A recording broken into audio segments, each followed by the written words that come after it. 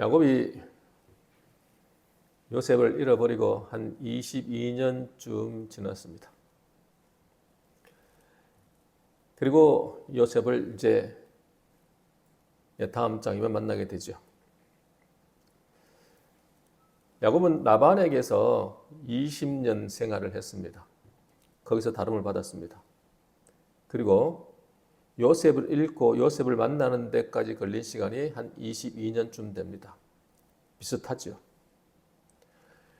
야곱의 인생을 보면은 하나님의 다루심을 받는 2단계의 다루심을 받는 장면이 나오는 겁니다. 첫 20년, 그 다음 또 22년이 나오죠.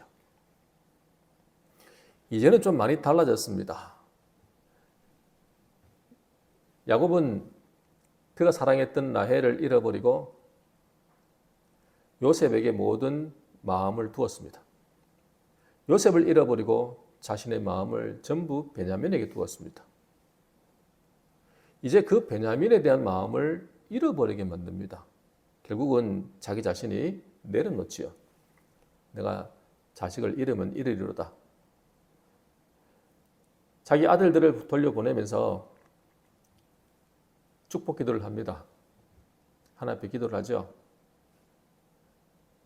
그 사람 앞에서 너희들이 하나님의 은혜를 베풀기를 원한다. 하나님께서 너희들에게 은혜를 베풀기를 원한다. 라고 기도를 합니다.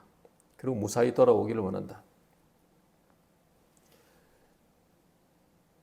사드락과 메삭과 아벳느고 다니엘의 세 친구가 풀무불에 들어갈 때 용광로 그 불 안에 들어갈 때 그들은 이렇게 말하죠. 살아계신 하나님, 하나님이 살아계시다면은 분명히 우리를 구원하실 겁니다. 그리 하지 아니하실지라도 우리는 왕의 신을 섬기지 않고 왕의 금침상을 절하지 않겠습니다. 그렇게 고백하고 풍루불 안에 들어갔습니다. 세상에 그 뜨거운 불 가운데서 아마 1000도가 넘는 그 불 가운데서 걸림 하나 없이 그대로 나옵니다. 그들은 설사 불타 죽는다 할지라도 우리는 하나님을 섬기고 다른 신 안 섬기겠습니다. 이런 고백이거든요. 야곱이 그런 신앙인 겁니다. 그리 아니하실지라도 설사 베냐민이 죽으면 그냥 내가 받아들이겠다. 이런 신앙이 되어질 때 야곱은 완전히 달라지는 겁니다. 자, 이제 요셉의 형들이 요셉을 만납니다. 두 번째 만납니다. 베냐민을 데리고 갔죠. 그러면 요셉이 베냐민 보자마자 감정이 폭받쳐 올랐죠. 거기서 폭발해가지고 내가 요셉입니다 하고 밝혔으면 다시 금방 돌아옵니다. 근데 요셉이 밝히지 않고 또 시간을 보냅니다. 또 다룹니다. 또 다뤄. 그러니까 야곱이 지금 요셉을 다시 만나고 베냐민이 돌아오는 것을 경험하는 데 걸리는 시간이 더 걸리는 겁니다. 시간이 좀 더 걸리는 거예요. 하나님 다루시는 방법입니다. 지금 베냐민을 내려놓고도 분명히 베냐민을 내려놨잖아요. 그렇게 하니 아니하실지라도 분명히 고백했잖아요. 마지막 남은 것까지 다 내어놨잖아요. 그런 이제 변화됐잖아요. 그러면 얼른 하나님께서 은혜를 베푸셔가지고 요셉을 만나고 이렇게 확 바뀌면 좋겠는데 또 그 시간을 또 길게 하는 겁니다. 그동안에 요셉의 형들도 다루고 야곱도 다루고 하나님은 둘 다 다루는 겁니다. 지금 또 다룹니다. 하나님 우리를요 한 번 다뤘다고 끝나는 게 아니고 또 다루십니다. 이게 나쁜 게 아니라 오히려 그 다rum을 통해 가지고 더욱더 성숙해집니다. 나중에 보겠지만 야곱이 요셉의 소식을 듣고 원래 같으면 베냐민도 돌아왔지요. 얼마나 기뻐요? 시몬도 돌아왔죠. 얼마나 기뻐요? 요셉이 살아있던 소식을 들었으면 충격은 뭐죠? 충격.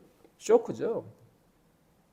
만약에 여러분 같으면 야곱의 전부는 라헬이었는데 라헬을 잃고 자기의 전부가 요셉이었는데, 요셉을 잃고 자기의 전부가 베냐민이었는데, 아니 베냐민과 요셉을 한꺼번에 얻어버렸으니 흥분하고 뭐 펄쩍펄쩍 뛰고 그래야 되는데, 실제로 나중에 야곱의 모습을 보면 전혀 그렇지 않습니다.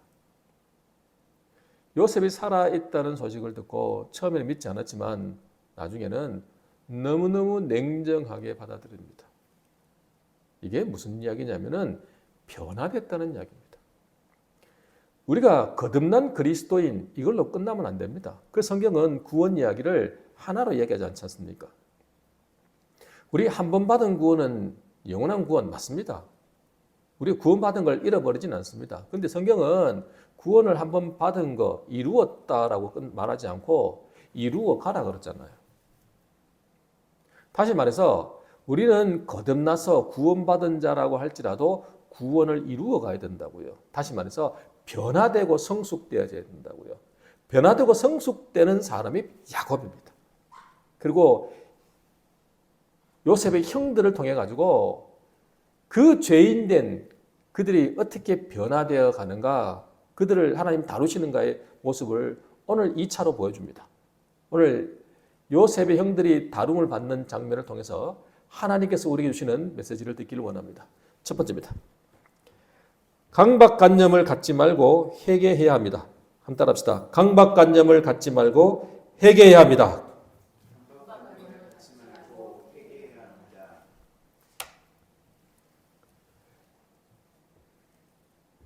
요셉의 형들과 베냐민이 이렇게 있는 것을 누가 보냐니까 요셉이 딱 봅니다. 베냐민을 딱 봤습니다. 한눈에 알아봤습니다. 청지기에게 말합니다. 자, 저 사람들 내 집에다가 드리고, 그리고 짐승을 준비해 잡고, 그리고 정오에 내가 같이 밥 먹자고 그래라. 그리고 청지기를 보냅니다. 그 청지기가 그 요셉의 형들과 베냐민에게 이야기하죠. 자, 이리 들어와라. 요셉의 집으로 이끌고 갑니다. 그런데 이 청지기의 말을 들은 형들의 반응이 어떠냐 그러니까, 우리를 억류하고 우리를 잡아서 우리에게 달려들어서 우리를 잡아서 우리를 노예를 삼는가 보다라고 이야기하는 거예요. 그리고 우리의 나귀를 다 빼앗으려고 그러는가 보다 이렇게 말하는 겁니다. 지금 요셉은 베냐민을 보고 뭔 이야기하고 싶은 거예요? 잔치를 베풀어 주려고 하는데 그들은 그렇게 생각 안 하는 거예요. 성경 한번 볼까요? 43장 18절입니다. 43장 18절 같이 읽을게요. 그 사람들이 요셉의 집으로 인도되매 두려워하여 이르되 전번에 우리 자루에 들어있던 돈의 일로 우리가 끌려드는도다. 이는 우리를 억류하고 달려들어 우리를 잡아 노예를 삼고 우리의 나귀를 빼앗으려 함이로다 하고. 지금 헤브론에서 출발할 때부터 마음에 걸렸던 게 있다, 그죠? 돈자루에, 곡식자루에 돈이 들어 있었거든요. 그래서 돈을 2배로 갖고 갔잖아요. 그게 또 혹시 또 올무가 될까봐, 오해를 사서 우리가 돈을 훔친 것처럼 될까봐, 괜히 이것이 빌미가 되고 문제가 될까봐 돈을 2배로 갖고 갔잖아요. 그 문제 때문에 우리를 끌고 가서 우리를 억류하고, 개역 개정 성경은 없지만 원문에 있습니다. 우리에게 달려들어. 우리를 억류하고 우리에게 달려들어 우리를 잡아 노예를 삼고. 자, 먼 눈에는 뭐밖에 안 보인다고. 그렇죠? 자기들이 옛날에 어떻게 했어요? 요셉에게 달려들어. 요셉을 잡아 구덩이에 집어 던지고 요셉을 억류하고 노예로 팔아버렸잖아요. 자기들의 한 행동 그대로 생각나는 거예요. 자기들도 그렇게 당할 것 같은 거예요. 먼 눈에는 뭐밖에 안 보인다고. 사람이요, 죄를 지으면요 절대 갖지 못하는 게 평안과 평강이에요, 여러분. 죄 지은 사람은 경찰관만 봐도 가슴이 덜렁덜렁 거린다고요. 우리가 그런 마음이 있다고요. 그러니까 죄 짓고는 살 수가 없는 거예요. 제 지은 죄가 있으니까 지난번에 돈자루에 곡식자루에 돈이 들어있어 가지고 그게 걸려 있는 거예요. 아이고 그것 때문에 그런 거 아닌가? 사람은요 평소에는 그냥 살다가 어떤 어려움이 당하고 어떤 문제에 봉착하면 그때서야 자기 자신을 돌아보고 회개하기 시작하거든요. 지금 이런 시간을 통해 가지고 지금 보여주는 겁니다. 지금 이들은 요셉이 잔치를 벌여주려고 하는 것도 모르고 지금 그들의 강박관념이 그들을 사로잡아 가지고 부정적 생각이 사로잡혀 가지고 엉뚱한 소리를 하고 있잖아요, 지금. 그러니까 이 요셉의 청지기가 뭐라고 하는지 보실까요? 43장 23절 24절 말씀 우리 한번 같이 읽어보십시다. 23절 24절입니다. 그가 이르되 너희는 안심하라 두려워하지 말라 너희 하나님 너희 아버지의 하나님이 재물을 너희 자루에 넣어 너희에게 주신 것이니라.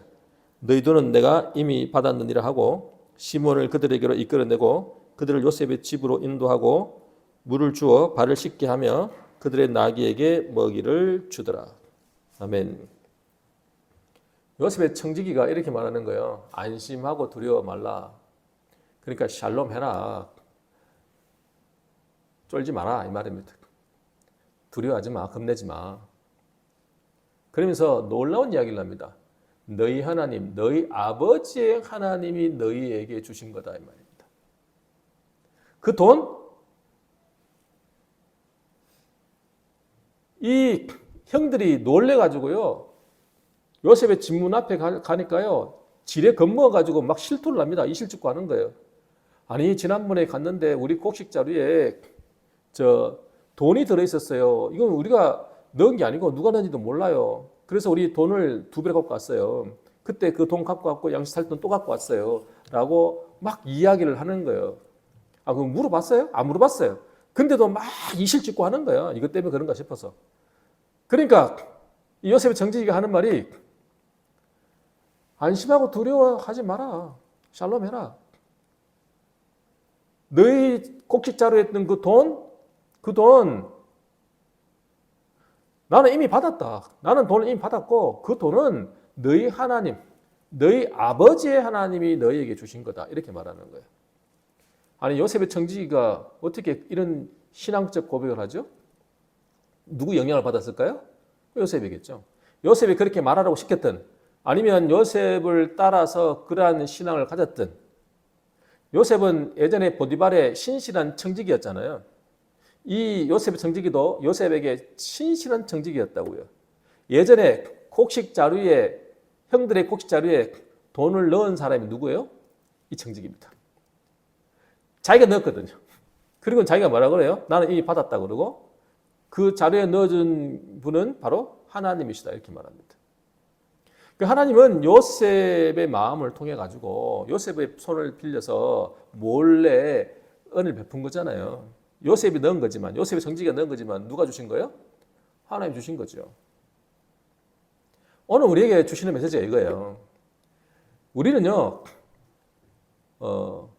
어떤 게 있냐면은 우리가 지은 죄가 있으니까 우리가 잘못한 게 있고 우리의 부족한 게 있으니까 자꾸 강박관념이 생긴다고요. 부정적인 사고가 생긴다고요. 근데 어떤 어려움에 봉착을 하니까 자꾸 자기가 스스로 끄집어내잖아요. 자백하잖아요. 권력을 자꾸 끄집어내잖아요. 이게 중요한 거예요, 여러분. 우리 속에 있는 죄의 문제, 우리 속에 있는 부정적인 문제는 어떻게 했냐면은 하나님 앞에 끄집어내서 회개하는 거예요. 끄집어내야 돼요, 여러분. 지금 요셉의 형들이 끄집어내고 있잖아요, 지금. 끄집어내는 작업이 필요해요. 근데 요셉의 형들은 도대체 몰랐던 건 뭐냐면 요셉이 자기를 환대하리라고 생각을 못한 거예요. 베냐민을 데리고 와라. 그러면 시몬을 풀어줄게. 이 말이잖아요. 근데 우리가 갔는데 양식을 사러 와서 따지고 맞냐? 이게 아가 베냐민이냐? 뭐 따지고 이렇게 해야 되는데 그런 거 없이 그냥 자기 집에 데려가가지고 잔치를 벌일 줄은 어떻게 알았냐고요. 한 대 받을 줄 전혀 몰랐다고요. 하나님은 우리를 어떻게 보시냐면은 사랑스럽게 우리를 보고 계시거든요. 근데 우리는 어떤 어려움에 봉착하면 하나님께 원망하고 불평한단 말이에요. 우리가 자꾸 모르는 게 있다고요. 하나님은 우리를 사랑하시고 은혜를 베풀기를 원하시는데 우리가 우리 안에 지은 죄 때문에 강박관념이 생기고 자꾸 부정적인 생각이 들어가지고 엉뚱한 생각하는 거예요. 하나님은요, 우리 속에 있는 죄를 회개하고 돌이키기만 하면 은혜 베풀기를 원하신다고요. 지금도 우리를 테스트하고 계시지만 우리가 회개하고 돌이키기를 원하시고 계시고 그리고 복을 주시기를 원하신다고요. 지금도 은혜 베푸기를 원하신다고요. 근데 우리가 자꾸 이걸 모르니까 엉뚱한 생각을 하게 되는 거 아니겠습니까? 제가 물어보겠습니다. 여러분 교회 왜 다니십니까? 여러분은 왜 이 시간에 예배를 드리고 있습니까? 여러분은 왜 하나님 앞에 여러분의 재물을 예물로 드리십니까? 교회 다니면 시간 뺏기죠. 나한테 물질에 손해가 있죠.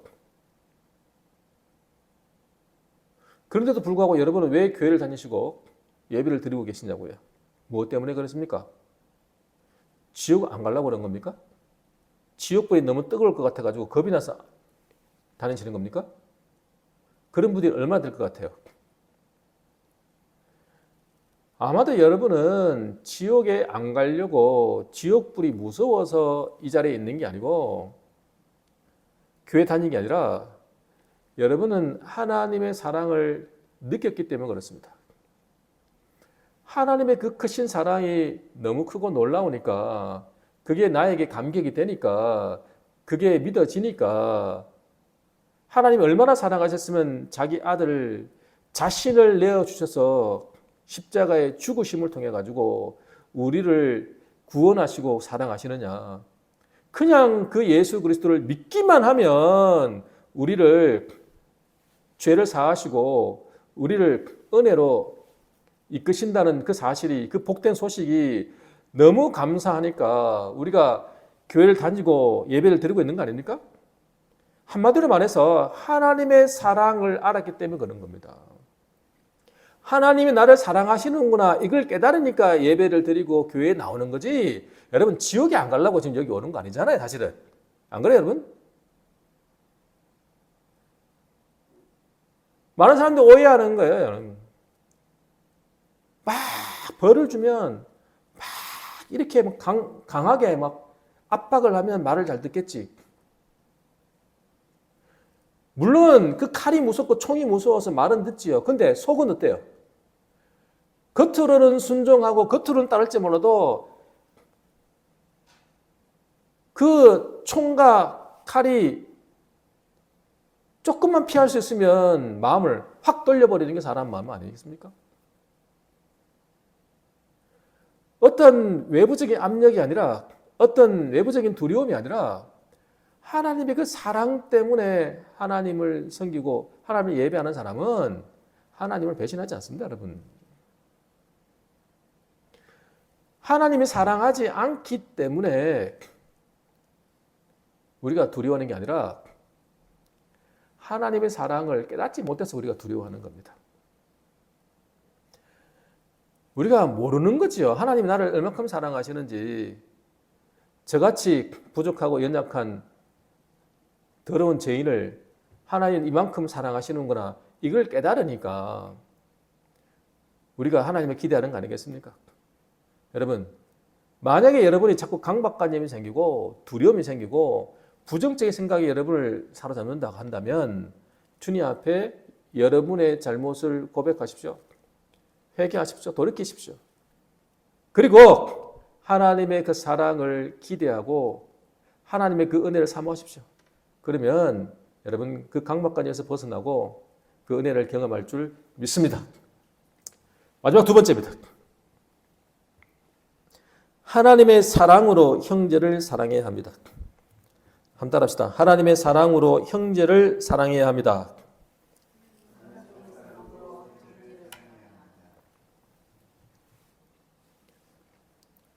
요셉 선지기는 그들을 요셉의 집으로 인도하고 물을 줘서 발을 씻기게 하고 그리고 나귀들에게 먹이를 주고 그들을 쉬게 합니다. 그리고 이따 요셉이 정오에 와서 함께 밥을 먹으니까 준비해라. 그러니까 요셉의 형들은 가지고 온 예물 있잖아요. 그걸 준비하고 정돈을 합니다. 요셉이 들어오니까 자기가 가져왔던 그 헤브론의 그 토산물 여러 가지를 예물로 드리고 선물로 드렸다는 얘기입니다. 드리고 그리고 땅에 엎드려 절을 합니다. 딱 어떤 모습입니까? 요셉의 꿈 이야기잖아요. 그대로 성취되는 거죠. 자, 그때 요셉이 제일 먼저 물어보는 게 뭐냐 그러니까 제일 궁금한 게 아버지인 거예요. 아버지가 나이가 130살이거든요. 그러면 지금 살아있는지 건강한지 그게 궁금한 거 아닙니까? 그래서 물어봅니다. 너희 아버지 살아계시냐? 예, 살아계십니다. 어떻게 평안하시냐? 안녕하시냐? 예, 잘 계십니다. 그러니까 마음이 안도감이 오는 거예요. 자, 그 다음에 아버지의 생존 소식을 딱 듣고 나니까 마음에 안도감이 오니까 그 다음에 누가 눈에 들어와요? 베냐민이 눈에 들어오는 거예요. 그래서 베냐민 보고 이렇게 말하는 겁니다. 자, 성경 볼게요. 43장 29절 같이 읽을게요. 요셉이 눈을 들어 자기 어머니의 아들 자기 동생 베냐민을 보고 이르되 너희가 내게 말하던 너희 작은 동생이 이 아이냐? 그가 또 이르되 소자여 하나님이 내게 은혜 베푸시기를 원하노라. 아멘. 베냐민을 어머니의 아들 그러잖아요. 다시 말해서 엄마가 같은 친동생은 베냐민밖에 없잖아요. 그래서 그렇게 말하는 거예요. 어머니의 아들. 베냐민을 보고 그가 하는 첫 마디가 뭐냐 그러면 소자여 하나님이 내게 은혜 베풀기를 원하노라. 하나님이 내게 은혜 베풀기를 원하노라. 여기서 은혜를 베푼다는 말은 긍휼히 여긴다 이 말입니다. 하나님께서 너를 긍휼히 여기시기를 내가 원한다 이렇게 축복 기도를 하는 겁니다. 동생을 보고 너무너무 기뻐서 너무 반가워서 하는 말이 동생을 향한 축복 기도입니다. 하나님 너를 불쌍히 여기길 원한다. 자, 그리고요. 자, 43장 30절, 31절 말씀 다 읽어볼게요. 시작. 요셉이 아우를 사랑하는 마음이 복받쳐 급히 울 곳을 찾아 안방으로 들어가서 울고 얼굴을 씻고 나와서 그 정을 억제하고 음식을 차리라 하매. 아멘. 베냐민을 보고 하나님께서 너에게 은혜 베풀기를 원한다, 긍휼히 여기시기를 원한다라고 축복 기도를 하고 그 다음에 올라오는 감정을 주체를 못해가지고 급히 몰래 가서 안방에 들어가지고 울고 펑펑펑 울고 그리고는 세수하고 나오는 겁니다. 근데 여기서 사랑하는 마음이라고 하잖아요. 사랑하는 마음이 복받쳐 이렇게 나오죠. 여기서 사랑하는 마음이라는 단어가 히브리어 단어가 라함이라는 단어입니다. 이 단어를 똑같이 어디 썼냐니까 우리 43장 14절에 보면은 야곱이 베냐민을 보내면서 이렇게 말하죠. 전능하신 하나님께서 그 사람 앞에서 너희에게 은혜를 베푸사 그 사람으로 너희 다른 형제와 베냐민을 돌려보내게 하시기를 원하노라라고 축복기도 하잖아요. 그 기도의 내용에 보면은 너희에게 은혜를 베푸사 할 때 은혜를 베푸사라는 단어가 라함입니다. 여기서 사랑하는 마음이라는 단어와 은혜라는 단어가 같은 단어입니다. 아까 베냐민에게 은혜를 베풀어 주기를 원합니다라고 기도할 때 그 은혜는 이 단어가 아닙니다. 같은 은혜라고 썼는데 그 같은 단어가 아니고 오히려 그 은혜 베풀기 원한다라고 하는 단어와 지금 사랑하는 마음이라는 단어가 같은 단어입니다. 그러면 이 라함이라는 단어의 뜻이 뭐냐 그러니까 자궁이라는 뜻입니다. 창자라는 뜻입니다. 이거를 우리가 의역에서 번역을 해서 이렇게 사랑하는 마음으로 쓴 거예요. 그러면 이 엄마의 자궁은 뭘 의미하냐면은 자식을 향한 사랑, 자식을 향한 뜨거운 사랑, 그 자식을 보호하려는 마음, 자식을 향한 그 은혜의 마음, 그걸 뜻하는 겁니다. 하나님이 우리를 사랑하실 때 그때 쓰는 단어가 이 단어입니다. 하나님 우리를 뜨겁게 깊이 우리를 사랑하시는 그 사랑을 표현할 때 단어가 바로 이 람이라는 단어를 쓰는 겁니다. 그래서 야곱이 하나님께서, 전능하신 하나님께서 너희에게 은혜를 베풀기를 원한다. 그 람하기를 원한다. 그 사랑으로 너희를 보살피기를 원한다. 그런 뜻으로 야곱이 기도를 했거든요. 다시 말해서 오늘 여기에서는요, 요셉이 베냐민을 보는데 베냐민이 너무너무 사랑스러워서 그걸 견디지 못해서 나가서 막 울었다라고 보기보다는 요 베냐민을 딱 보는데 뭐가 가슴에 북받쳐 올리자니까 하나님의 그 사랑이 북받쳐 올라오는 겁니다. 그래, 베냐민을 보고 감정이 북받쳐 오르는 건 맞는데, 그래서 베냐민 자체가 너무 사랑스러워서 지금 22년 만에 만나는 거 아닙니까? 그 사람이, 그 아들이, 그 동생이 너무너무 사랑스러워서 막 북받쳐 올라가기보다는 그 베냐민을 보는데 그 하나님의 그 사랑이 베냐민을 만나게 해주시고 이렇게 보게 해주시는 하나님의 사랑이 속에서부터 올라오는 겁니다. 그래서 견디지를 못하고 나가서 펑펑펑 울고 오는 겁니다.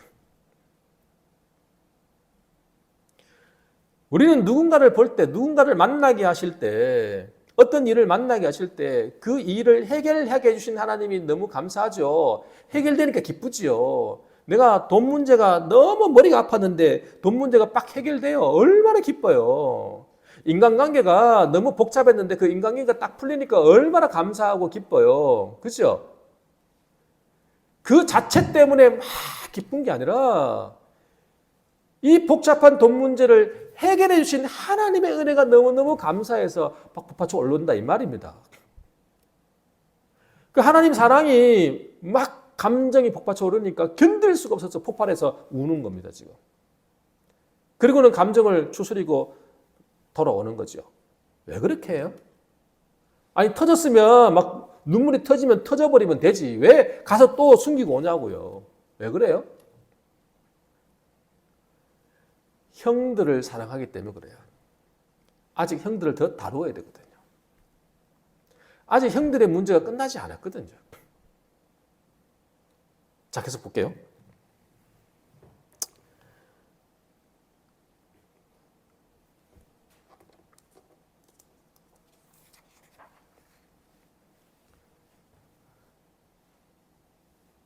(32절) 33절 읽겠습니다. 시작. 그들이 요셉에게 따로 차리고 그 형제들에게 따로 차리고 그와 함께 먹는 애굽 사람에게도 따로 차리니 애굽 사람은 히브리 사람과 같이 먹으면 부정을 입음이었더라.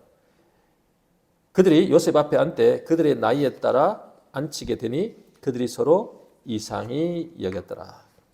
아멘. 자, 애굽 사람들은 히브리 사람과 같이 음식을 먹으면 부정하다 그래요. 부정을 입는다 그래서 요셉은 따로,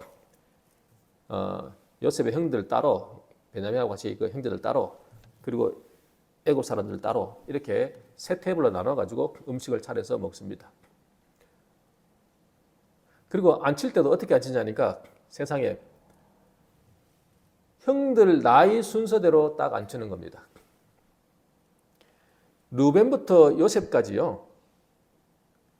7년 동안요. 7년 동안 11명의 아들을 낳았습니다. 루벤하고 요셉의 나이 차이가 몇 살이에요? 7살 차이입니다. 그러니까 11명이 7년 동안 낳았으니까 어릴 때는 표가 나지만 나이가 이제 요셉의 나이가 39살이거든요. 그러면 형들은 지금 다 몇 살이라는 얘기예요? 40대 초중반이라는 얘기잖아요, 지금요. 형들 나이가 40대 초중반인데 나이 들어서 가장 나이가 많이 차이 나는 게 7살이라고 한다면 2살, 3살 이렇게 차이 나면 얼굴 보고 누가 형인지 동생인지 정확하게 알아낼 수 있습니까? 어렵습니다, 여러분. 나이 차가 확확 나면은 뭐 첫째, 둘째 골라내지만 이게 40이 넘어가지고 1살, 2살 차이를 나이를 분간을 못 해냅니다, 여러분. 근데 어떻게 그 11명의 아들을 순서대로 다 앉히는 겁니다. 나이 순서대로. 그래서 서로 이상이 여겼다 그래요. 이거를 다른 영어 성경에 보면 킹 제임스 버전 있잖아요. 킹 제임스 버전을 이제 한국어로 이제 번역해 놓은 보면은 뭐라고 돼 있냐면은 서로 소스라치게 놀라웠다 이렇게 돼 있어요. 이 말이 더 정확한 것 같아요. 이상이 여긴 것이 바로 소스라치게 놀란 거예요. 와, 이거 뭐지? 뭔가 깨림칙한 거예요. 뭔가 좀 털끝이 솟는 거죠. 이거 이상하다 이거. 어떻게 우리 나이를 순서대로 쫙 앉히냐 이 말이에요. 요셉이니까 그렇게 하는 거죠. 그들은 모르고 있는 거예요. 자, 그러면서요. 자, 보겠습니다.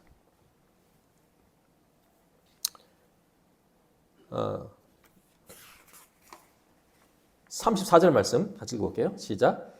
요셉이 자기 음식을 그들에게 주되 베냐민에게는 다른 사람보다 5배나 주매 그들이 마시며 요셉과 함께 즐거워하였더라. 몇 배를 줘요? 5배를 줘요. 자, 요셉이 너무하네요. 베냐민이 자기 친동생이라고 그 베냐민에게는 5배를 주네요. 우리가 여기서 또 하나를 깨닫게 되는 건 이런 게 있습니다.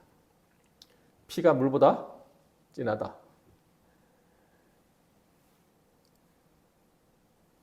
DNA가 같으면 더 진한 정을 느끼게 되죠. 우리가 예수 그리스도의 똑같은 DNA를 가져서 우리는 한 몸 된 지체 아닙니까?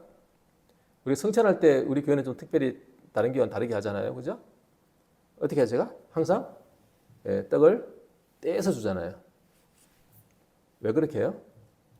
우리는 한 몸이다라는 거예요. 한 살에서 나왔다는 거죠. 우리는 똑같이 예수 그리스도의 한 살을 먹고 한 형제가 되었다. 우리는 DNA가 같다라는 거예요. 그거를 우리가 떡을 떼면서 우리가 실제로 그걸 경험하기 위해서 제가 그렇게 하는 거거든요. 미리 잘라놓지 않고.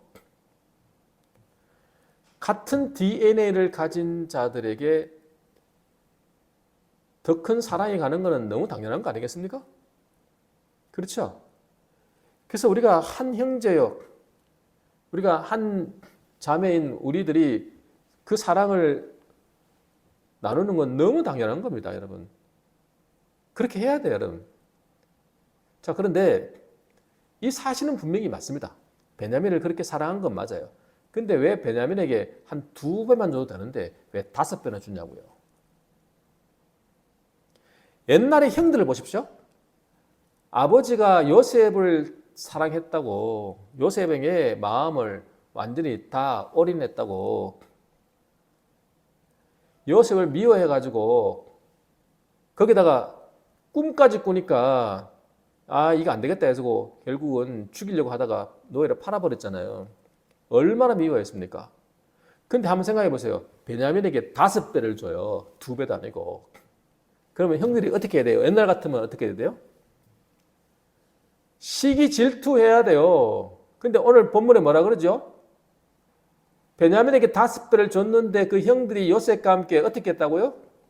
즐거워했다고 그래요. 즐거워했다고. 요셉의 형들이 변한 거예요. 이거 다루는 거예요, 지금. 일부러 그랬다는 거예요.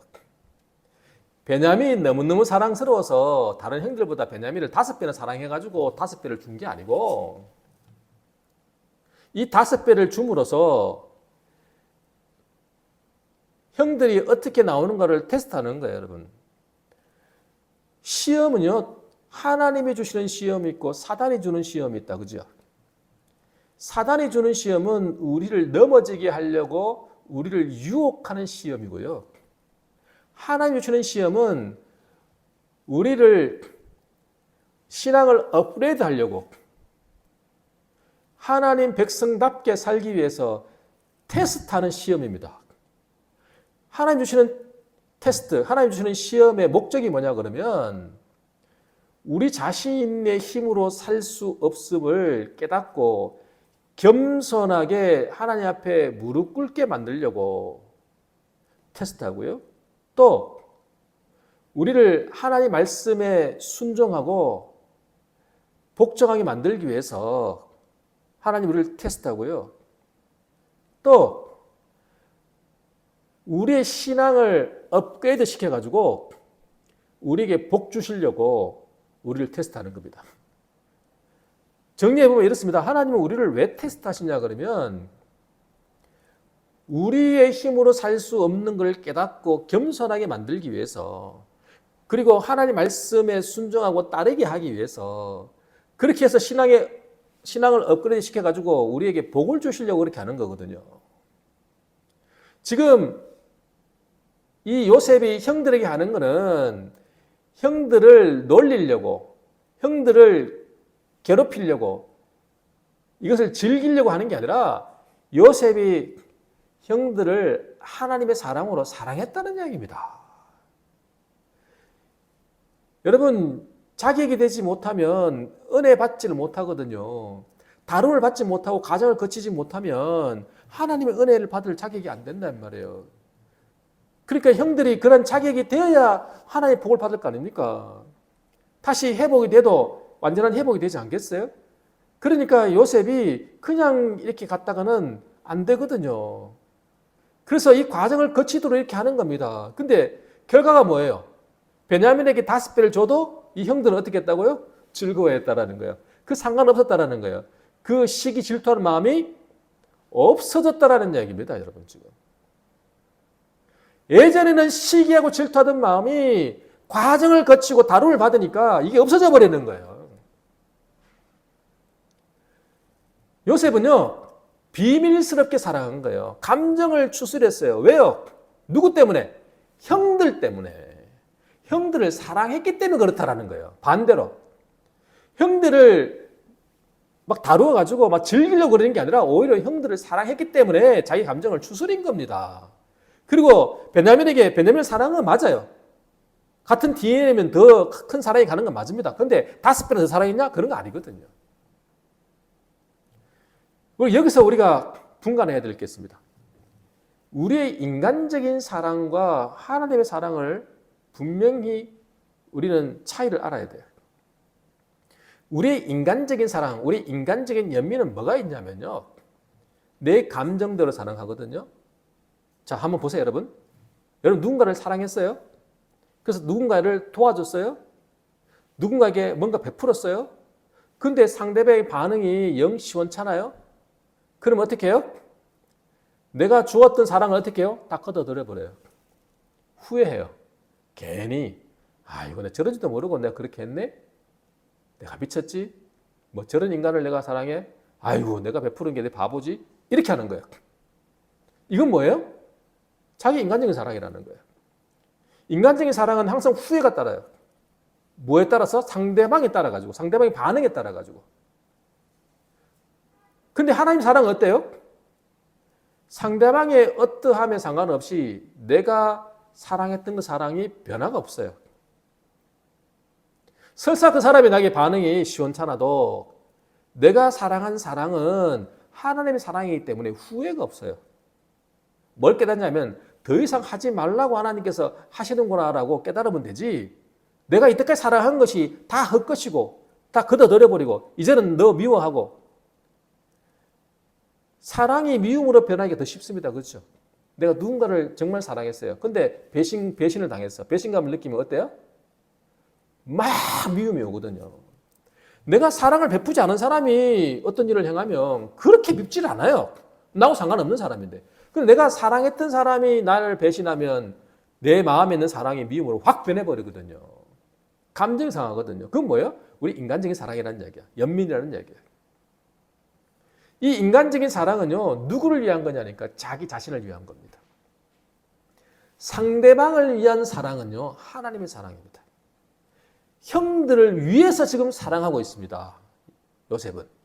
겉으로 보기에는 너무 세게 다루는 것 같고 겉으로 보기에는 요셉이 형들을 흔드는 것 같이 보이지만 실제로는 하나님의 사랑으로 비밀스럽게 사랑하고 있는 것이거든요. 근데 자기를 위한 사랑은요, 뭐든지 자기 기준이에요. 내가 감정이 올라오면요, 간이라도 다 빼줍니다. 간이라도 다 빼줄 듯이 하다가 오늘 아침까지만 해도 뭐든지 뭔 마음을 해도 내가 다 빼줘요. 뭐 이것도 주고 저것도 주고 다 줘요. 아니 물건만 줘요? 돈만 줘요? 아니요. 내 간도 빼줘요. 막. 그런데 오늘 저녁에 그 사람이 막 쌩하고 뭐 반응이 영 시원찮으니까 아까까지만 해도 간 빼주려 했던 그 마음이 싹 사라지고 후회하고 다시는 너 보나 그러고 돌아서 버리잖아요. 그건 뭐예요? 누굴 위한 사랑이에요? 자기를 위한 사랑 아닙니까? 자기 감정을 위한 사랑이잖아요. 감정에 북받치니까 간이라도 빼주는 게 바로 우리 인간적인 사랑이라는 이야기예요. 이것만 보시면 돼요. 인간적인 사랑과 하나님의 사랑의 차이가 뭐냐면은 인간적인 사랑은 자기 감정이 기준이에요. 하나님 사랑은요, 상대방의 기준이에요. 저 사람을 위한 사랑을 하게 되는 거예요. 그러니까 그 사람이 배신한다 해도 상처를 준다 해도 상관없는 거예요.